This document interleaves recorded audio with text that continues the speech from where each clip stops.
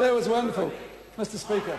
Call Stuart Nash. Thank you very much, Mr Speaker. She doesn't mince words at all, and there are very few words there to mince. No, I stand in support of the New Zealand Productivity Commission Bill, but there are 2 points I would like to make, Mr Speaker. The first one, and I'll make sure it lasts for more than 90 seconds because I do have a little bit to say on this, but the first one is the importance of an increase in productivity, of productivity growth and driving the economy. And the second thing I'll do, Mr Speaker, is I'll have a little look at the government's track record in driving productivity, because we hear these words. I mean, we just heard what the Australian Productivity Commission had done. 1, education. What's this government done? Cut education. 2, the elderly. Well, with increasing GST, you've disenfranchised the elderly. 3, the disability sector. You've cut services to the disability sector. But that's just a taste of what's to come. Well, a different one than you're on, I'm afraid. I'm on Planet Reality. But anyway, Mr Speaker, who wouldn't support a productivity commission? Who wouldn't? Anyone who understands economic growth would support an economic productivity commission. But what are we actually talking about? When it comes to productivity growth, we're talking about productivity. What does it actually mean? Well, productivity growth is a crucial source of growth and living standards, okay? Productivity growth means more value is added in production, and this means more income is available to be distributed. And not just to those 650 New Zealanders who earn over $1 million, who have just received $1,000 a week in tax cuts, whereas if you're on the median wage, you get less than $5. That's not productivity. That's regression. That takes the country backwards. But anyway, if we're talking about productivity, at the firm or at the industry level, the benefits of productivity growth can be distributed in a number of different ways. To the workforce, through better wages and conditions. That would be good. Imagine giving the workers better conditions. I know that's a foreign concept over this side of the House. To shareholders and superannuation funds through increased profits and dividend distributions. Superannuation funds. Imagine superannuation funds. That's an anathema to that side of the House. To customers through lower prices. Lower prices, that doesn't talk about increasing GST. To the environment through more stringent environmental protection. And to government through increases in tax payments, which of course can be used to fund social and environmental programs. All those 5 things I've mentioned, that government has cut. Amazing. Productivity growth is important to a company because it means that it can meet its growing obligations to workers, to shareholders and governments through taxes and regulations, and still remain competitive, or even improve its competitiveness in a marketplace.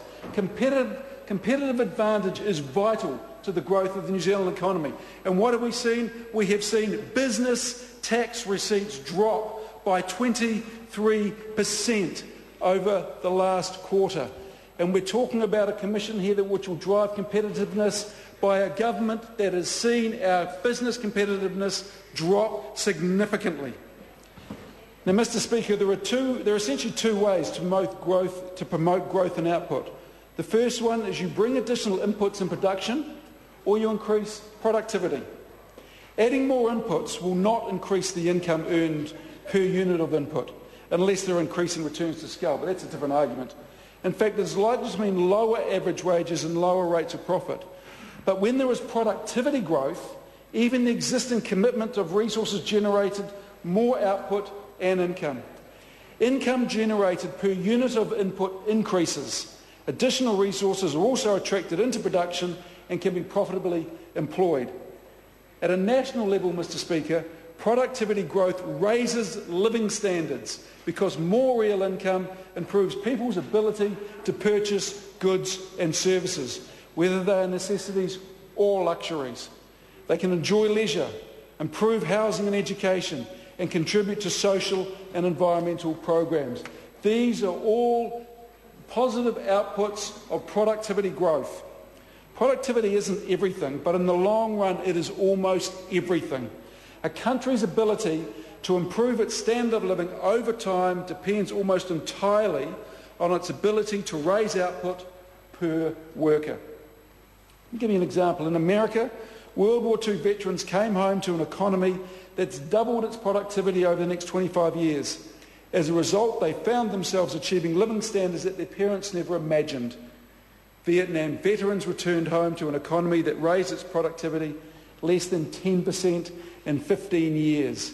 As a result, they found themselves living no better and in many cases worse than their parents. Mr. Speaker, our own Department of Labour has a special productivity section on its website, and it states, and I quote, "Workplace productivity is the key to lifting New Zealand's living standards and wealth.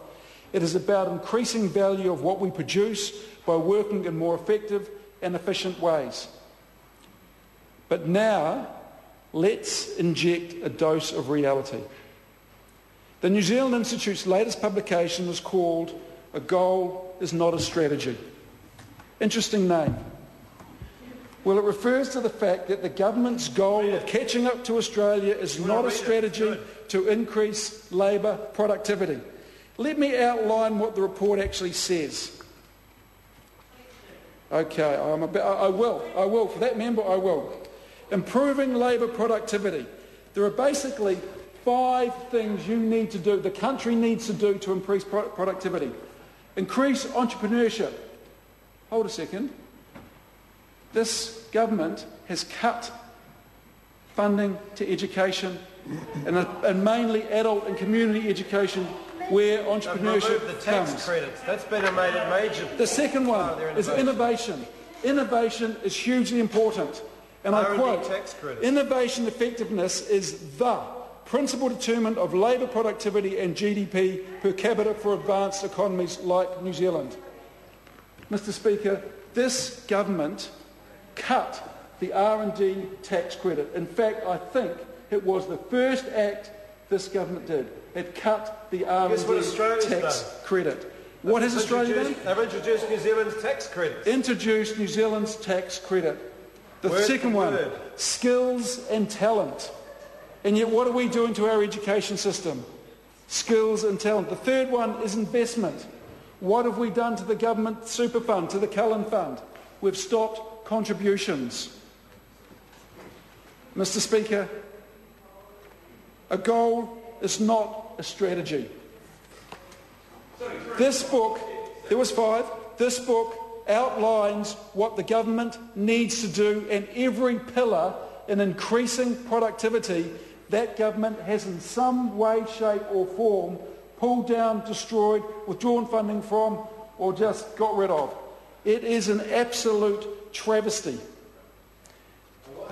A travesty. Now, this government formed a sort of a forerunner to the Productivity Commission. It was called Task Force 2025, and I'd like to outline a couple of the ideas mooted in this first report. And it's probably worth noting that Dr. Don Brash headed this commission. He suggested limitation on some universal benefits. These included interest-free loans and subsidies for early childhood education. So get rid of those. The second thing he recommended, the government to reduce operational spending to 29% of gross domestic product by 2012-2013. Slash and burn.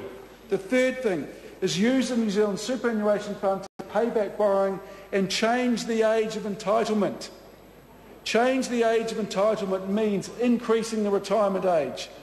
Mr. Key said, "We campaigned on some core commitments and we'll be breaking those commitments if we went and did that, so we are not going to."